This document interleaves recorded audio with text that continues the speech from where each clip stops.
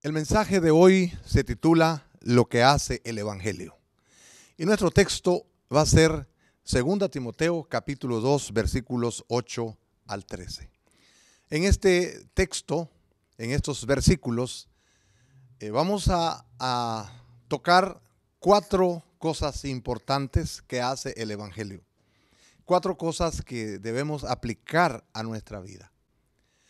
En versículos anteriores, Pablo le dijo a Timoteo que se esforzara en la gracia de Dios para que pudiera soportar o para que pudiera sufrir las penalidades que implica el servirle al Señor, que sufriera penalidades como buen soldado de Jesucristo, que fuera disciplinado como un atleta que respeta las reglas de la vida de santidad y también para que pudiera trabajar hasta el cansancio como un labrador. Pablo está preso en Roma, acusado falsamente como de ser una persona como que fuera un revoltoso político. Todas eran falsedades. Él sufría por la causa de Cristo. Y este Timoteo iba a ser a la vez el que le iba a suceder a él. Y le está dando directrices de cómo administrar la obra del Señor. Luego de decirle que debe de esforzarse, tomar poder de la gracia de Dios para sufrir las penalidades que implica ser cristiano y servirle al Señor, y que va a luchar como un soldado de Jesucristo, y de decirle que debe de ser una persona disciplinada como un atleta que guarda las reglas y ser como trabajar como un labrador hasta más allá del cansancio. Ahora le dice: acuérdate de Jesucristo, del linaje de David, resucitado de los muertos conforme a mi evangelio. Y aquí está mi primer punto. Pablo le está diciendo aquí que el evangelio proclama la humanidad y la deidad de Jesucristo. Primero dice que Jesucristo es del linaje de David. Está hablando de su humanidad. Con esto le está diciendo: en todas estas penurias y en todas estas cosas que tienes que sufrir y trabajar, acuérdate de Jesucristo, que fue del linaje de David. Él fue hombre en verdad, y como humano que es en verdad, él puede conocer tus sufrimientos, tus pruebas, tus problemas, tus tentaciones, tus dificultades, tus pesares, tus tristezas, tus luchas, tus dolores de la vida. El Señor conoce con exactitud todo lo que nosotros sufrimos en este mundo, y por eso es que el Señor es capaz de podernos socorrer en las pruebas. Por eso es que Él puede entendernos, por eso es que Él puede empatizar con nuestras necesidades. Pero luego también le dice que Jesucristo es resucitado de los muertos, para hablar de la divinidad del Señor, para hablar de que Él es Dios con nosotros. Y cuando habla de su resurrección, Cristo dijo: a mí nadie me quita la vida, yo la pongo y yo la vuelvo a tomar. Y para hacer eso, solamente lo puede hacer un todopoderoso. ¿Quién ha podido jamás resucitarse a sí mismo? Pero Él dice: mira, Jesucristo es verdaderamente Dios, verdaderamente hombre. Como hombre que éste puede entender, y como Dios que éste puede ayudar para que puedas mantener tu vida lejos de caer en las tentaciones y mantener tu ministerio correcto para la honra y la gloria del Señor. Y Él está diciendo: mira, Jesucristo vive, Jesucristo está todos los días con nosotros y puedes confiar en Él. Eso es válido para nosotros, ¿no le parece? Sí, nosotros, no importa cuál sea nuestro sufrimiento, podemos saber que el Señor Jesucristo nos entiende, que el Señor Jesucristo puede empatizar con nosotros, porque Él es verdaderamente humano. Pero no dejó de ser Dios. Él es Dios todopoderoso, y Él es el que nos puede sacar adelante en todas nuestras tristezas, en todas nuestras tribulaciones. Por eso es que es necesario tener un contacto directo con el Señor. En segundo lugar, aquí nos deja ver la palabra de Dios que el evangelio nos lleva a soportar los sufrimientos y nos asegura la victoria de nuestro propósito, que es cumplir con la gran comisión, que es predicar la palabra del Señor. Dice el verso 9, en el cual sufro penalidades, hablando del evangelio, hasta prisiones por causa del evangelio, a modo de malhechor, como que fuera un criminal, mas la palabra de Dios no está presa. Pablo dice: Timoteo, estoy preso, pero estoy preso por predicar la palabra de Dios. Muchos odian el cristianismo, muchos están en contra del cristianismo, muchos reaccionan en contra del mensaje de la santidad, en contra del mensaje de la rectitud para todos nosotros. En los tiempos del apóstol Pablo, estaba el emperador Nerón, uno de los emperadores, si no el más terrible de todos. Y este hombre, en su locura, dice la historia que él incendió la ciudad de Roma, porque él quería reconstruirla y quería que todos le reconocieran a él porque era el que había reconstruido la ciudad. Pero al incendiarla, Nerón buscó culpables, buscó un chivo expiatorio, y el chivo expiatorio para él fueron los cristianos. Él acusó a los cristianos que esos cristianos habían incendiado Roma. Totalmente calumnias, mentiras. Y ahora resulta que Pablo está preso y Pablo es el líder de los cristianos, o por lo menos uno de los líderes más fuertes. Y entonces se imagina usted el odio que despierta entre la nación, entre la ciudad de Roma. Y ahí empieza la gran persecución. Y entonces este rey Nerón hizo recaer la culpa de la ciudad quemada, incendiada de Roma. Y entonces a Pablo le infligió las más exquisitas torturas para él, como también para los cristianos que él pudiera encontrar. Pero Pablo dice, no importa que esté preso, pero la palabra de Dios no está presa. Los hombres podían detenerlo a él, pero no podían detener el propósito por el cual Pablo era lo que era. Nosotros podemos decir también que posiblemente seamos calumniados, seamos perseguidos, pero de pronto hasta nos pueden quitar la vida, pero la palabra va a continuar porque la palabra de Dios es viva. La palabra de Dios, tantas veces que se ha tratado de exterminarla, pero hasta el día de hoy la palabra de Dios no está presa. Y podemos saber que el Evangelio nos va a dar esa capacidad para poder soportar los sufrimientos, y la palabra de Dios dice que Dios nos va a dar siempre la victoria. Tercero, el Evangelio nos hace perseverar en todas las cosas. El verso 10 dice, por tanto, todo lo soporto por amor de los escogidos, para que ellos también obtengan la salvación que es en Cristo Jesús con gloria eterna. Pablo dice, miren, yo estoy aquí para soportarlo todo, para sufrirlo todo, y todo lo soporto por amor a los escogidos. ¿Quiénes son los escogidos? Aquellos que han de creer en Jesucristo. Hay muchísimas personas que están esperando el mensaje de Cristo. Y Pablo dice, pues no importa lo que yo sufra, porque todas esas personas que van a creer en Jesucristo necesitan oír la palabra del Señor. No estamos hablando de una decisión arbitraria de Dios en el sentido de que Él ha señalado a algunos para que se salven y a otros para que se pierdan. Pero Dios sabe que hay un gran grupo de personas que van a creer en Él y una gran cantidad de personas que no van a creer en Él.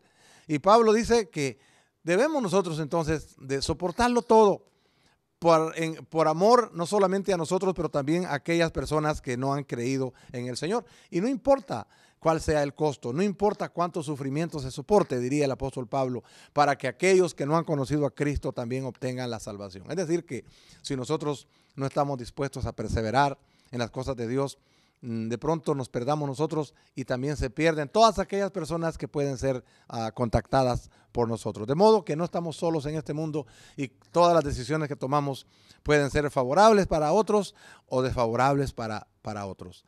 Empezando por nuestra familia. Si nosotros ya no seguimos los caminos de Dios, pues peligra nuestros hijos, peligra nuestro cónyuge, peligra las personas que están más allá de nuestra generación y también aquellas personas que pueden ser contactadas por nosotros.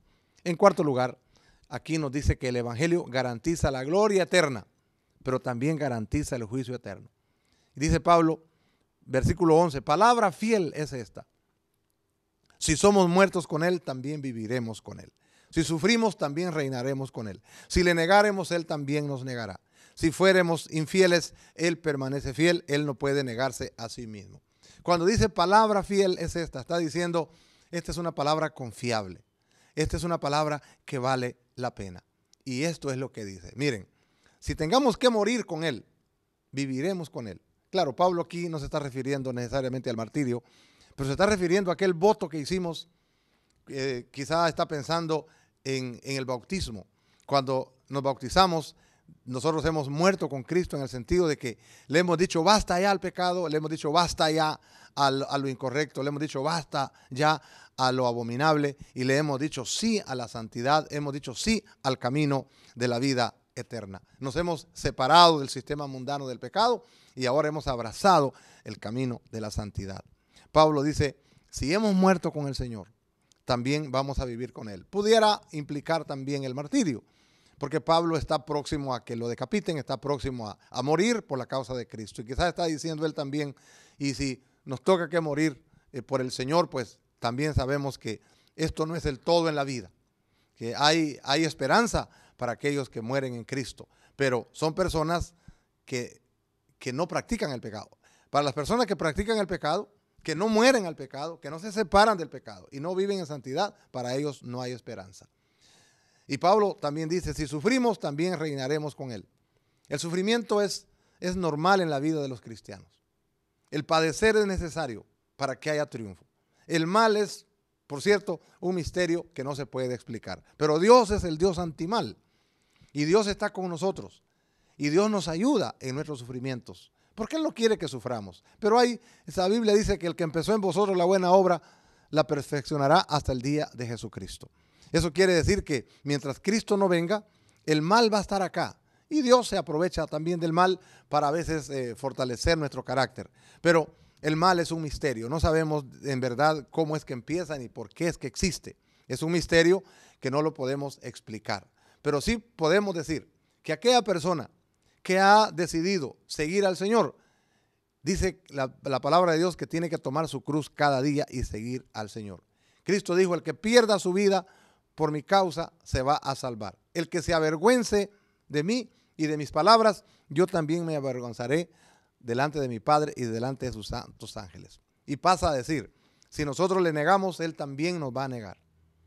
El sufrimiento es una prueba. Algunos no lo soportan. Algunos se debilitan, se acobardan, no cumplen su ministerio y le niegan.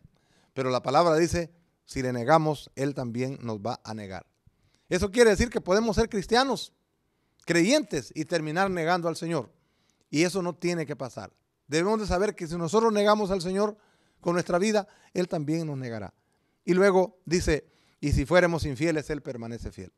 Algunos han pensado que esta palabra quiere decir, no importa si somos infieles, el Señor, Él es fiel y por medio de su fidelidad es que Dios nos mira fieles y no importa cómo seamos nosotros. Eso no es lo que está diciendo, porque acaba de decir que si lo negamos, Él también nos va a negar. Cuando dice aquí que Él permanece fiel, es que Él permanece fiel para esperarnos, dándonos tiempo para el arrepentimiento y para que vivamos un estilo de vida de santidad. Tantos personajes que Dios los esperó, fue fiel en esperarlos, como Abraham, que mintió cuando le dijo a Sara que dijera que no era su mujer, sino que era su hermana, por miedo a que el rey lo matara por quitarle a su mujer. O cuando Moisés fue impaciente en Egipto, Dios también lo esperó. Cuando esperó a Jacob, cuando esperó a Sansón, que cometió tantos pecados. Y así podemos mencionar una cantidad de personas como Pedro, que negó a Cristo y el Señor los esperó. A nosotros también el Señor ha sido fiel en esperarnos a nosotros, en esperar que nos arrepintamos, en esperar que nos consagremos. Pero también dice aquí la palabra de Dios que el Señor no va a pasar a condescender con nuestra infidelidad. Dios no va a cambiar su modo de ser por nuestro modo de ser. Aquí dice, si nosotros somos infieles, pues Él va a permanecer fiel. Dios no va a cambiar. Él, dice la Biblia, no puede negarse a sí mismo. Quiere decir que finalmente el Señor no va a aceptar como verdadero a alguien que sea falso. Si Él acepta lo que no es genuino, lo que es falso, se estaría, dice, negando a sí mismo. Él tendría que decir, no importa que le neguemos, Él no nos va a negar. No importa que vivamos impíamente, Él siempre nos va a llevar. No importa que seamos hipócritas, Él siempre nos va a llevar. No importa que seamos mentirosos, brujos, sinvergüenzas, Él siempre nos va a llevar. No es eso lo que está diciendo. Al contrario, todo aquel soberbio, adúltero, fornicario, brujo y todas esas cuestiones que no quieren aprovechar la paciencia de Dios para arrepentirse, dice que el Señor, Él va a permanecer fiel en su palabra. Él no va a cambiar.